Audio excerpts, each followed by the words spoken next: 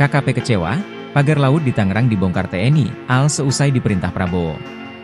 Menteri Kelautan dan Perikanan, KKP, Sakti Wahyu Trenggono meminta pagar di laut wilayah Kabupaten Tangerang, Banten, agar tidak dibongkar. Sebab, pagar bambu yang membentang sepanjang 30,16 km tersebut merupakan barang bukti dalam proses penyelidikan KKP.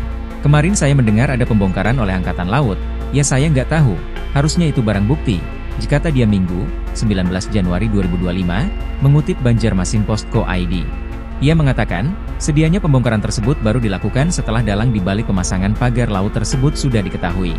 Pagar laut misterius di Tangerang dibongkar TNI AL. Pagar sepanjang 30,16 km dicabut seusai diperintah Presiden Prabowo Subianto.